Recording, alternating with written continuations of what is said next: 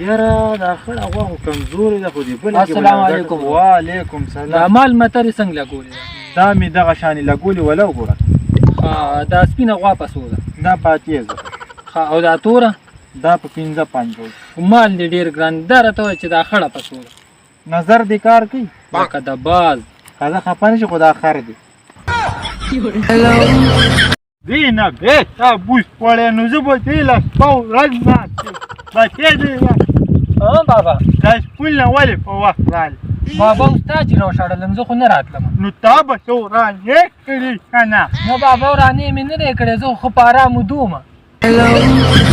یار ماله چا وی چې ستاسو پټي کې څوک ګاډی پرېږدي که نه نو وصار نه واله تر مازدیګره تېنوځي یاره بالکل صحیح دله ویلي نیم جرب ځمکه ده جي نو نیم جرب نه خو ما ټول 2 منټه کې ګاډی وځي والله که دې تر ماښامه وباسي خټې دي دومره اوبه پټې ولاړې دي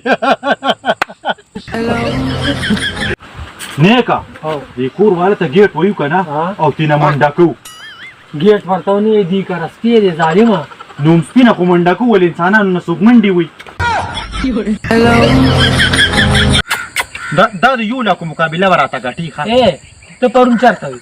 ما دا سپی راوستو ته خو ګوره وله او لکه ظالم سپی دی ښه دا دې جنګ ته راوستو نه دا به د خلکو جرګې کوي راځه زمونږ هغه د کاکا یې جرګه پې ځه وتښتېدو سهار رامي کبو داسې کې هلکه کبان نیسم جي وي کبان نیسم نو دوی کې کبان کم دي نو ما سره کونډه کم ده زه خو شوقي یم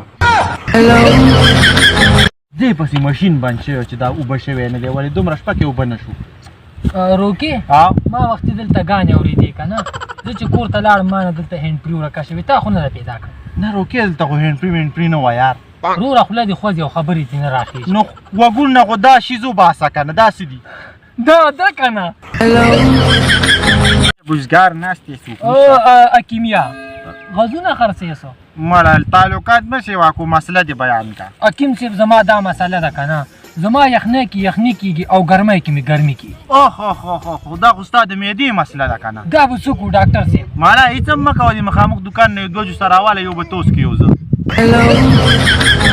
چې زه یار روټۍ مې نه ده خوړلې وکړم نو ما خو اوس وخوړه تا څه وخواړه I'm eating کور خو ته انګلیش کې څه وایي کور خو ته هغه چولي نه مړه لوبیا ورته وایي I'm eating لوبیا السلام علیکم میډیا والے مړه تاسو د څه نه خبرې یار دا ګوره ملګرو مونږه څه تپوس کولو خو دې ملګري داسې ښکاري چې یاره سخت ظلم شوی نو ظلم باره کې به ترې تپوس وکړو ملګري دا راته ووایه که نه چې څه یاره جي دې باران کې ډېر غټ ظلم شوی زموږ یو خوږ ملګری و د کمر نه لړه شوه اوهو دا خو واقع چې سخت ظلم شوی دی نو دا کمر نه څنګه لړه شو ده دغلته کولو څه آرامي وکړه خندي پې کول او جنازه یې څه ټایم ده کپړې را بدلي خټو ګندو